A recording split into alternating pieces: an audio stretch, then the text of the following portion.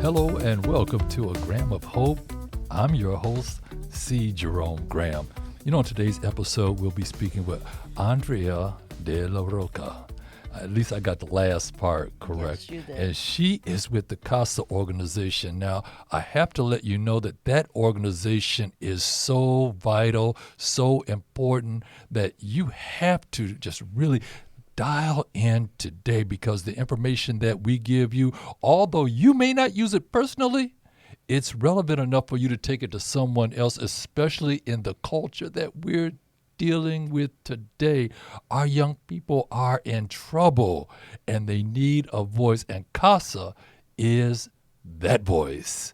Andrea, how you doing? I'm doing great. Thank you for having me here. Oh, it is a pleasant experience. We're going to have a great conversation. Look, are you a CASA? I want to. Yes, I am a CASA. I have two cases, and I have been working with these children for the last 3 years. Okay, but your role, your position with the CASA organization is you're responsible for recruitment. Yes, so as a paid employee, I'm in charge of recruitment and community engagement for the Lucas County CASA program. Now, community engagement, that's a huge term. Yes. Because there are so many organizations that when you address a community engagement, it means something different depending on who your organization is and who you're working with. For a CASA, and we're going to talk about what a CASA is here shortly, but talk about what community engagement means for the CASA organization. So community engagement for our, CASA program means working with members in the community, for example, churches, mental health providers, the library. We have partnered with the Toledo Public Library in the past, and actually they provide us a space for our information sessions. It means, working with the schools, public schools and private schools too. So our volunteers, we have close to 160 volunteers that work within the community. And that can mean, working with, partnering with doctors, with mental health providers, as I said before. So that's a big group that It's a large group. moves around the community advocating for children who need that voice. Now, I know somebody has been waiting because we dove right in. CASA. What does it Yes. stand for, and what is a CASA? Yeah, so CASA stands for Court Appointed Special Advocate. CASA. Correct. Yes. And what the CASA program, our mission is to train adult volunteers to advocate for abused children in Lucas County. So that's our mission. Now, an advocate, a CASA, a court appointed special advocate volunteer, someone who provides this advocacy for free. And their three main roles are, they're monitoring. Well, the first thing is that they're a independent investigator. When they take the case, the first thing they do is they talk to the child or the children involved in the case, the parents, the caseworker, anyone who is involved in this child life that could be a positive adult in their lives. And they monitor the case. That means they make sure everything that the child needs is being provided to them, that they are in a safe environment, and they also advocate for whatever needs aren't being met. The CASA volunteer advocates with whoever is in charge of making that happen. That might be the caseworker, that might be a doctor, that might be a teacher, so that's the role that those are the three main roles they play. So they make sure that whatever resources are necessary to help that child have a quality of life, Yes. a good quality of life, that Yes. they're getting those resources. Let me throw you a little bit of a curveball because it's part of the culture that we live in today. I'm reflecting back on there was a young fella who he knocked a professor off of his bicycle some years ago, and the professor died. So this young fella goes into the system. He said he didn't mean to kill the professor, and he didn't know that he didn't know who he was assaulting, which oftentimes we don't. The people don't know who they are assaulting.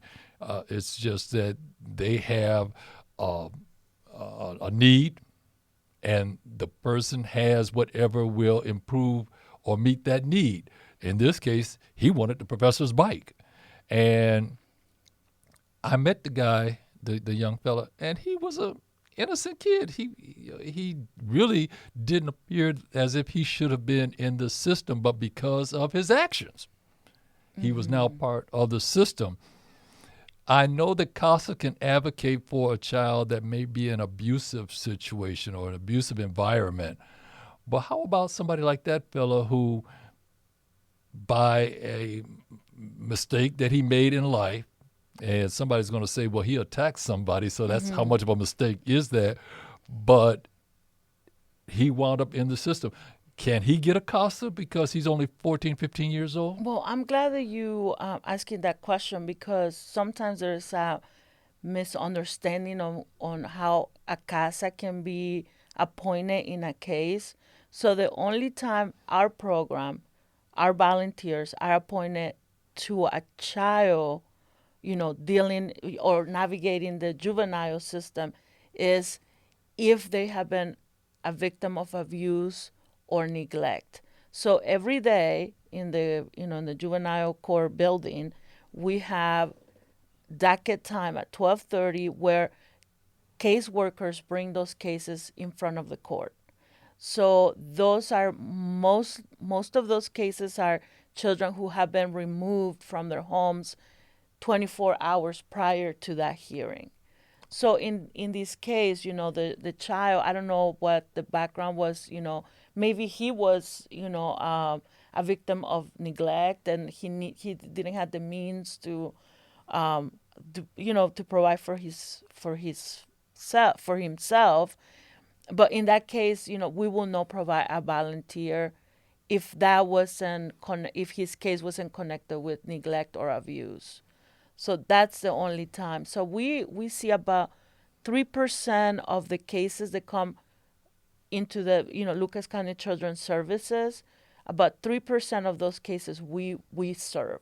So I guess it's safe to say that we serve the worst cases, that our community sees. So again, they have to be a victim of abuse or neglect, and they have to have come into the juvenile court system in front of a magistrate.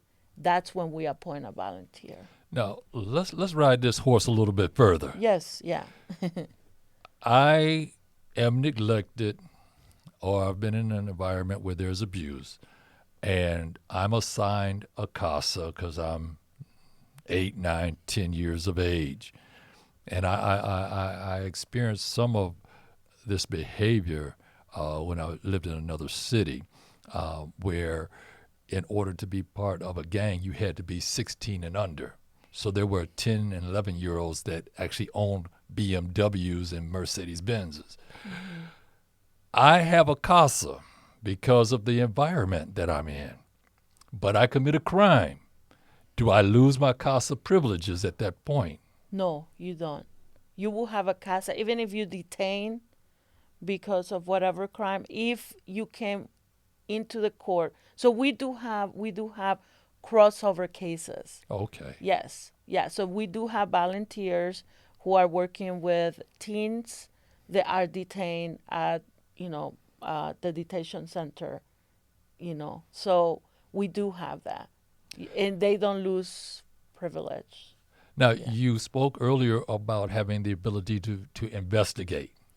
Mm-hmm. What type of character or personality is best suited for a CASA? Is there a certain type of uh, characteristic that a person would have, and somebody say, you'd be a great CASA? Yeah, I think in the last 3 years, what I have noticed, the people who are successful in being a CASA volunteers, they have to be open minded, you know.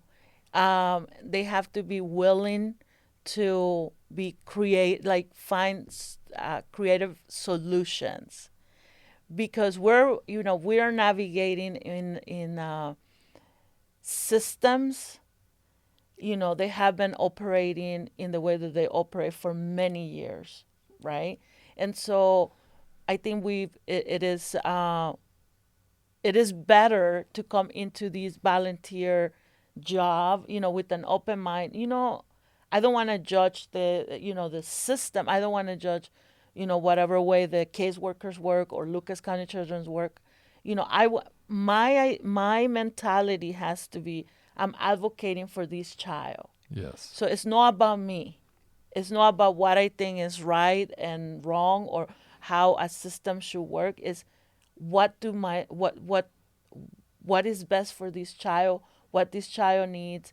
And if I think this way or the other way, I have to put that aside, because the reality is that I want things done for my CASA child. Yes. So if that means, I don't like how they communicate, the caseworker doesn't communicate in the way that I think she or he should do it, that's beside the point, because what you need actions for your CASA child. So, someone who is open minded, someone who can navigate, the politics, the systems, and get things done for their CASA child. Now, I've never been a CASA before, and I'm using a hypothetical here. Yes. So I heard about a CASA. It sounds interesting to me, but I'm not an attorney. I'm not a doctor. I'm not a law enforcement official. How many levels, or are there a lot of levels of support for someone who becomes a volunteer? Yes, yeah. So the first thing is, the training is very complete. So our CASA director and our CASA attorney are the ones that lead, the training. So during the training, we talk a lot about what it means to be an independent investigator. We talk about how to work or how to complete the report to the court, because that's a big component of being a volunteer. You write a report to the court with recommendations. And I'm going to tell you right now, if you're looking for an opportunity to make an impact, if you're looking for an opportunity to be heard, this is it. Because our CASA volunteers, when they write the recommendations, the magistrate and the judges hear us. We do carry a lot of influence in these proceedings, and so we want volunteers who can do that, who can do a very good investigation. And what we tell our volunteers during training is, your investigation has to match your recommendations. Your investigation is no, oh, I think this mother is this. No, like you show in your investigation, you show facts, and then that will equate the recommendations that you make for this child. So we do that during the training, and also after the training, when they receive their first case, we assign them a mentor, and we have three CASA coaches that will work with them. So at the beginning of the case, they're available well, the CASA coaches are available at any time if a volunteer needs help. And if it's a question, a legal question, our CASA volunteers aren't attorneys, Right. but they do have an attorney that supports them. So they can call the attorney. Our CASA attorney will, advise them on what is the best next step in their case. And they also have a mentor. So CASA volunteers who have been with us for a while become mentors for the newest volunteers. So So I could be someone who works on the line at the factory, or I yes, could be someone who's a referee or basketball coach. I don't have to have a background in being uh, a social worker or anything like no, that to be a CASA. I could just correct. be an everyday type of Yes, yeah, individual. yep. You can be. You don't have to have children. You don't have to have a degree. You can, if you have a heart, and if you are feeling called to serve children who need a voice, that's what you need. And be, you also need to be 21, 21 years old. But you don't need any special skills. When someone becomes a CASA, is there a certain amount of time that they will spend on a case, or is every case different? So every case is different, but the one thing that's usually the same is at the beginning of the case, depending on how many children are involved in the case, how many parents, um, you can invest about 30 to 40 hours on your investigation. So that's the bulk of the time, like the first 6 weeks is where you pour most of the time into the investigation. Once you submit your court report and you go to your hearing, you're looking at maybe 5 hours a month, depending on how many children are in the case. But let's say it's one child, maybe 5 hours a month that you will use on, checking in with them, visiting them. We require that you visit your CASA child at least once a month, because that monitoring role, making sure they're okay, they have what they need, and you want to be able to see them, to actually be in their presence, to Yes. make sure that they're okay and have what they need. Am I using my own money?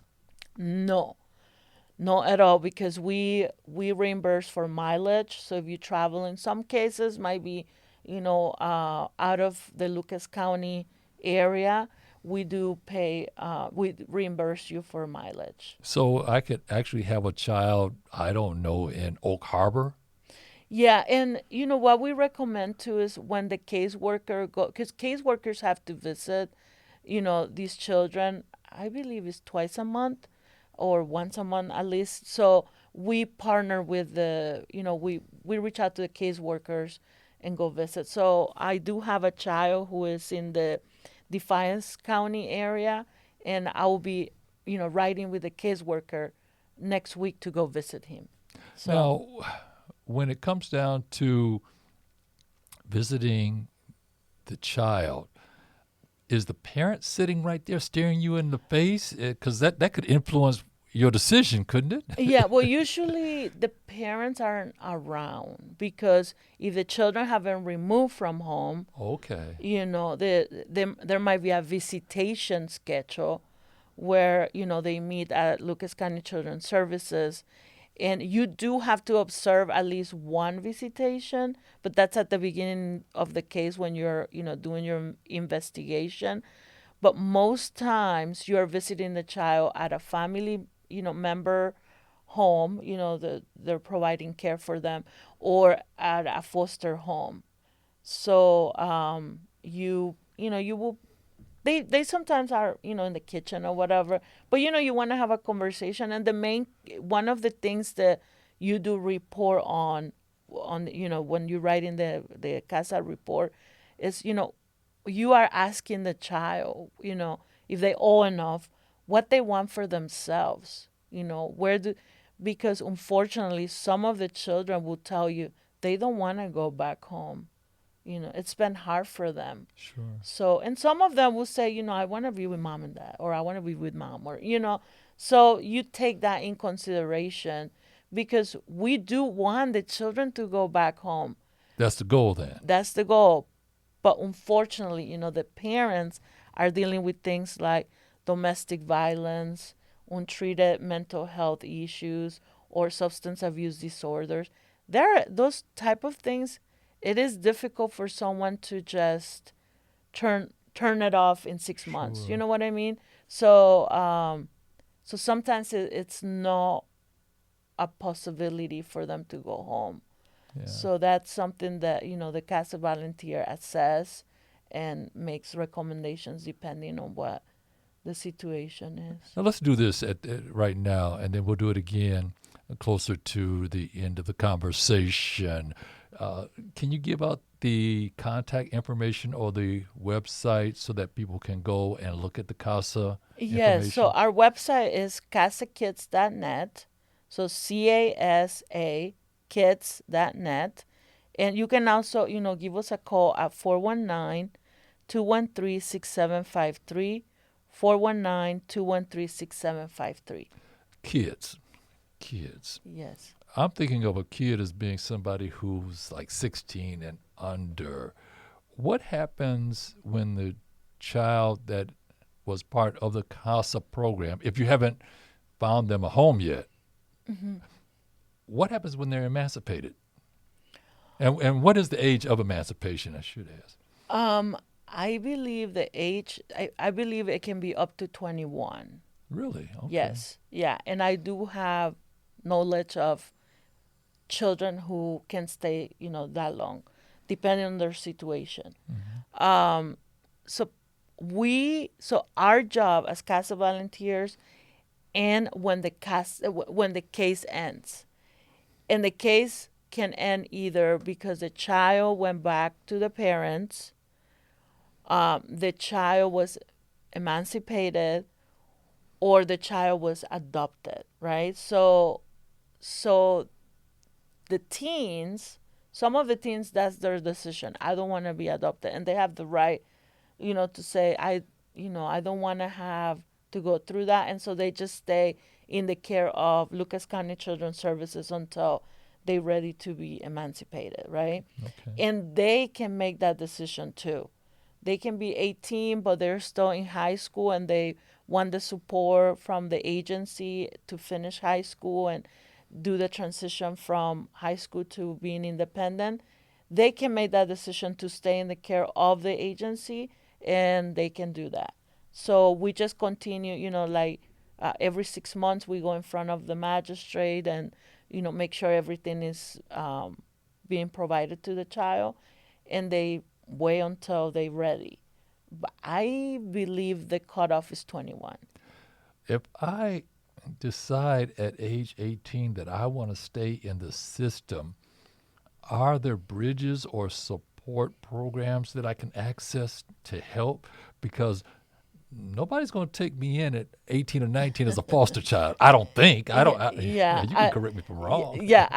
I believe the name of the programs is Bridges. Okay. Yes. So I know very little about the program, but I know that program is available to youth who are making that transition to adulthood.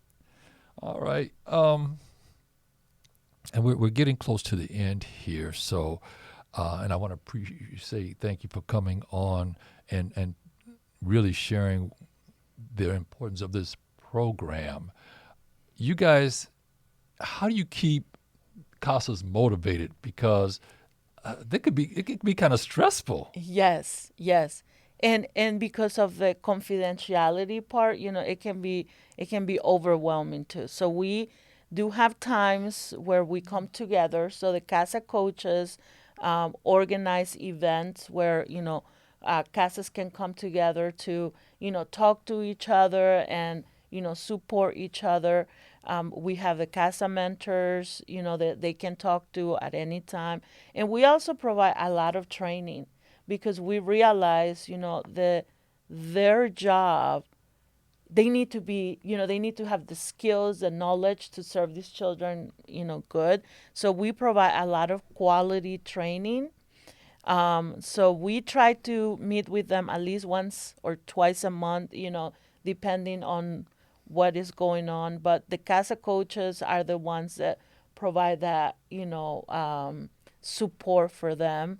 And we also do something really exciting. Every September, the Ohio CASA offers a conference where our volunteers who meet the requirements can attend, and everything is paid for. So their mileage, their hotel, their registration fee, and of course they will get reimbursed, but they will get reimbursed for all the expenses, and it's a great experience because you get to meet people from different counties, and then you realize, oh, I'm not alone. Lucas County is not as unique as, like other counties are dealing with similar things, and it's nice to have those connections, especially when you're trying to find creative solutions. It's nice to have people who thinks outside the box, and you get to reach out to someone in, Fulton County, or, well, actually, I take that back. Fulton County doesn't have they don't have a CASA program, but, like Wood County, or, you can reach out to someone in Cincinnati, whatever, to see what's going on in their program. Have you guys ever had to go back in and pull some child out of a situation that they were in because it became too physically or mentally abusive for the child, and it wasn't what everybody thought it was? But we don't do that. The caseworkers will do that. Okay. Now, once the children have been removed from the care of their parents, if they're in a foster home or if they're with a family member that isn't appropriate, our CASA volunteers can request removal. Okay. Yes. So that strictly your voice. Yes. Yeah. So we can be the voice for, if things aren't working well for the child and in their current, placement, we can request that. All right. Give that contact information again so that people can go and look at the programming and events that you guys have coming up. Yeah. So you know what? Let me also invite your listeners to check out our podcast. We have also our own podcast. So it's the Lucas County CASA podcast, The Power of One, and you can find that in the WGTE.org, right? .org/CASA. And right now we have 6 episodes. We are at the end of the year, the fall season, we'll have a second season. So I invite everybody to, check our podcast out. You can also visit our website at casakids.net, and our phone number is 419-213-6753. And my name is Andrea de la Roca. Andrea, I want to thank you for coming on and talking to our listeners. Again, our guest today has been Andrea de la Roca. She is with the CASA organization. Me, well, I'm your host, C. Jerome Graham. Our executive producer is Mr. Chris Piper. If you have any questions, comments, or you just want to listen again, go to WGTE.org/hope. That's HOPE, or wherever you stream your podcast. Thank you.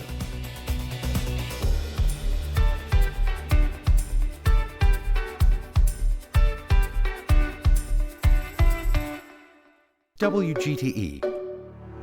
Voices around us.